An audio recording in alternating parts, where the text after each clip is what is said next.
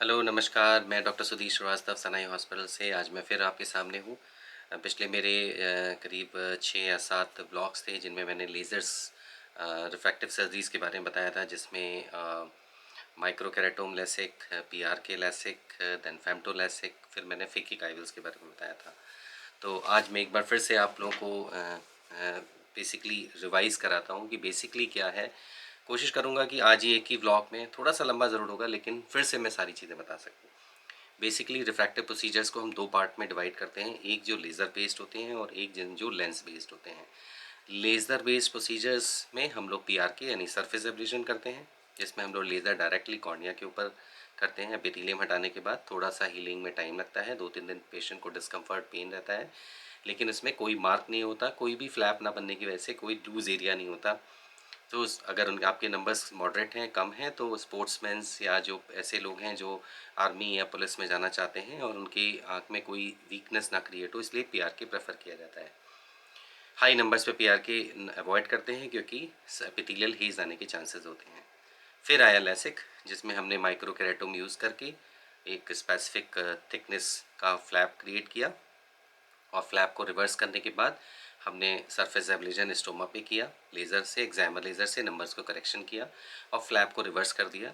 और उस फ्लैप के को हील होने में कुछ मिनट्स लगते हैं, जो वैक्यूम लेने में, और हील होने में कुछ आवर्स लगते हैं। पेशेंट की रिकवरी बहुत फास्ट होती है। फ्लैप क्रिएशन, क्योंकि कभी कभी कुछ रिस्क फैक्टर्स आ सकते हैं, कभी बटन होलिंग हो सकती है या फ्लैप टेयर हो सकता है, तो ऐसे जो रिस्क हैं उनको भी नेग्लिजिबल लेवल पे लाने पे और फ्लैप की जो सुपीरियॉरिटी, जो उसका क्रिएशन है, उसकी और सुपीरियॉरिटी के लिए फेमटो लैसिक आया, जिसमें हम लोग फेमटो सेकेंड लेसिक यूज़ करते हैं। लेज़र ये डिफरेंट लेज़र है जिससे फ्लैप बनाया जाता है, तो क्वालिटी ऑफ फ्लैप बेटर होती है और रिस्क फैक्टर्स लगभग ख़त्म हो जाते हैं। फिर फ्लैप को रिवर्स करके जैसे हम एग्जामर यूज़ करते हैं, सेम एग्जामर यूज़ किया जाता है जो इस नंबर्स को करेक्शन में यूज़ होता है।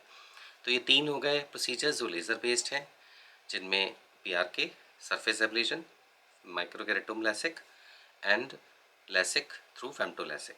अब डिफरेंट सॉफ्टवेयर्स जो डिफरेंट कंपनीज़ में हैं, होते हैं, जो यूज़ होते हैं, जो आपके एब्लेशन को और सुपीरियर बनाते हैं, लाइक कॉन्टूरा है, आई डिज़ाइंस हैं, कई सारे सॉफ्टवेयर्स अवेलेबल हैं जो डिफरेंट डिफरेंट कंपनीज़ के डिफरेंट नाम से आते हैं। आप लोगों ने कॉन्टूरा के बारे में बहुत सुना है सोशल मीडिया पे। तो ये एक तरह का सॉफ्टवेयर है जो कि आपकी जो लेसिक की प्रोसेसिंग होती है या जो लेसिक में एक्यूरेसी होती है उसको एनहांस करता है, और लगभग सारी मशीन्स उससे इक्विप्ड होती हैं। फिर हम लोग आते हैं लेंस बेस्ड प्रोसीजर्स में। लेंस में जिसमें नंबर बहुत ज़्यादा है, हम लेसिक नहीं कर सकते क्योंकि कॉर्निया अपना एब्लेशन कॉर्निया का एक लिमिट तक कर सकते हैं, या आपके नंबर ज़्यादा हैं और अगर कॉर्निया बहुत ज़्यादा एब्लेट होगा तो फ्लैट हो जाएगा, उसकी वजह से क्वालिटी विज़न अच्छी नहीं होगी। ऐसे कंडीशन में हम कॉन्टैक्ट लेंस की तरह ही इम्प्लांट्स आँख के अंदर डाल देते हैं, क्योंकि कॉन्टैक्ट लेंस हम लंबे समय तक नहीं पहन सकते, क्योंकि कॉन्टैक्ट्स आपकी कॉर्निया के ऊपर रहेगा, कॉर्निया की ब्रीदिंग को इफ़ेक्ट करेगा, क्योंकि कॉर्निया ऑक्सीजन डायरेक्टली एटमॉस्फेयर से लेता है। तो इसलिए हम आँख के अंदर ही इम्प्लांट डाल देते हैं, जो आपके नेचुरल लेंस के ऊपर इम्प्लांट किए जाते हैं, और वो उसके साथ ब्लेंड करके एक नेचुरल सिस्टम क्रिएट करते हैं और आपके नंबर्स ख़त्म हो जाते हैं। तो बहुत हाई नंबर्स हैं या कॉर्निया थिन है, उनके लिए हम लोग फीकिक आइवल जो टर्मिनोलॉजी है वो यूज़ करते हैं, जिसमें एक एक्स्ट्रा इम्प्लांट नेचुरल लेंस के ऊपर इम्प्लांट कर दिया जाता है। कभी कभी पेशेंट्स की एज ज़्यादा है, वो कैटरेक्ट की एज में एंटर कर रहे हैं, नंबर्स बहुत हाई हैं, बहुत हाई मापिया है, और आज वो चाहते हैं कि उनका नंबर्स करेक्ट हो जाए, या यंग एज भी है, और ऐसे में जहाँ पे लेंस इम्प्लांट करने के लिए आँख के अंदर प्रॉपर स्पेस नहीं है, वहाँ पे हम अर्ली कैटरेक्ट सर्जरी भी कर सकते हैं, क्योंकि कैटरेक्ट सर्जरी एक तरह की रिफ्रैक्टिव सर्जरी है आज की डेट में। क्वालिटी ऑफ सर्जरी इंप्रूव होने के साथ, टेक्नोलॉजी इंप्रूव होने के साथ एक बहुत रिलायबल प्रोसीजर हो गया।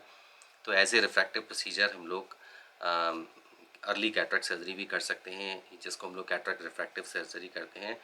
प्रेफर किया जाता है कि उन जो मिडिल एज की तरफ हों, क्योंकि बहुत यंग लोगों में अगर हम अर्ली कैटरेक्ट सर्जरी करते हैं तो उनमें रेटिनल डिटैचमेंट के रिस्क फैक्टर्स थोड़े ज़्यादा होते हैं। तो अगर की भी जाती है तो हमें उनका रेटिना बहुत केयरफुली एसेस करना होता है, सर्जरी के बाद भी 6 मंथली पे, 3 मंथ्स पे, देन ईयरली।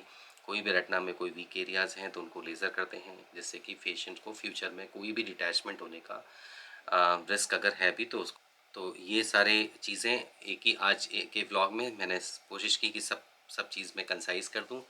हाँ, प्रोसीजर्स में प्री ऑपरेटिव में पेशेंट जब हमारे पास आते हैं तो हम उसका साइक्लोप्लेजिक रिफ्रैक्शंस करते हैं, कॉर्नियल थिकनेस असेस की जाती है, उसके थ्रू हम पैकी के थ्रू करते हैं, उसको पैकीमेट्री कहते हैं, जिसमें कॉर्निया का थिकनेस असेस करा जाता है।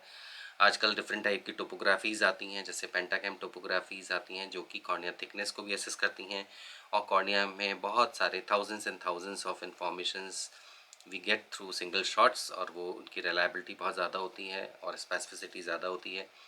फिर हम लोग कॉर्नियल सरफेस एनालिसिस करते हैं कि पेशेंट की किसी तरह की प्री एग्जिस्टिंग ड्राई आइज़ तो नहीं है। अगर कोई पेशेंट को ड्राई आइज़ हैं तो ऐसे लोगों को ऐसे करना सेफ़ नहीं होता। अगर वो ट्रीटेबल हैं, मॉडरेट है, because of working professional hazards हैं, तो उनको पेशेंट्स को हम लोग उनकी सरफेस को इम्प्रूव करने के लिए कुछ लुब्रिकेंट आई ड्रॉप्स देते हैं, कुछ इम्प्रूवमेंट खान-पान में करने को कहा जाता है, कुछ अपने हैबिट्स को ठीक करने को कहा जाता है, जिससे कि आपकी सरफेस बेटर हो जाए।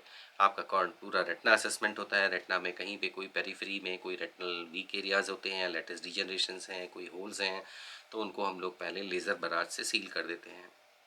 सील करने के कुछ वीक्स के बाद लेसिक या कोई भी रिफ्रैक्टिव प्रोसीजर्स को किया जा सकता है।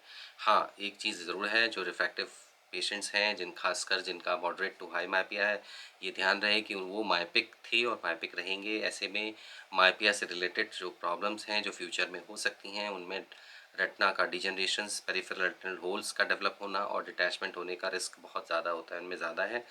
ऐसे में उनको अपने एनुअल आई चेकअप, या डॉक्टर्स अगर आपको अर्ली रिकमेंड भी करते हैं तो अपने रेटिना का चेकअप ज़रूर कराते रहिए, भूलिए नहीं।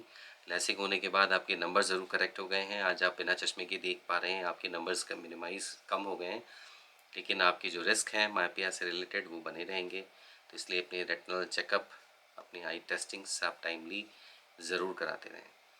तो इन्हीं सब चीज़ों के साथ थैंक यू। ये पूरी लैसिक की सीरीज़ थी जिसमें मैंने कोशिश की थी कि मैं आपको सारी चीज़ें थोड़ा सिंपल लैंग्वेज में आपको बताऊं। शायद आपको मेरे से मेरी जो इन्फॉर्मेशन से कुछ फ़ायदा हुआ होगा, कुछ लोगों को भी फ़ायदा हुआ होगा, तो मेरा पर्पज़ सॉल्व हो जाता है। और अगर आपके कोई क्वेश्चंस हैं, कुछ चीज़ें आप पूछना चाहते हैं मुझसे, ज़रूर कमेंट में आप मुझसे पूछ सकते हैं। मेरी कोशिश होगी कि मैं उनको सिंपल वर्ड्स में आंसर करूं। हाँ, एक चीज़ मैं ज़रूर रिक्वेस्ट करूंगा जो मैं नहीं करता हूं, please subscribe Sudhir I coach, क्योंकि इसमें बहुत सारे वीडियोज़ हैं। कुछ वीडियोज़ सर्जिकल वीडियोज़ हैं, शायद आपको अच्छे ना लगें, वो सर्जन जो एमर्जिंग सर्जन्स हैं उनके लिए हैं। और कुछ हिंदी सिंपल व्लॉग्स हैं जो डिज़ीज़ ओरिएंटेड हैं, जो पब्लिक के लिए हैं, तो शायद उनमें आपको कुछ इन्फॉर्मेशन आगे मिले। और अगर आप सब्सक्राइब करते हैं तो आपको प्रायर इन्फॉर्मेशंस भी मिलती रहेगी। तो उम्मीद है आप लोगों का प्यार ऐसे ही मिलता रहेगा, ऐसे ही सपोर्ट मिलता रहेगा। मेरी कोशिश है, जो मैंने सीखा, मैंने जो अपनी लाइफ में प्रैक्टिस के साथ मैंने जो एक्सपीरियंस किया है, उसमें मैं आपको कुछ इन्फॉर्मेशन ज़रूर देता रहूँ जिससे शायद आपका फ़ायदा हो। तो मुझे सुनने के लिए, मुझे टॉलरेट करने के लिए धन्यवाद।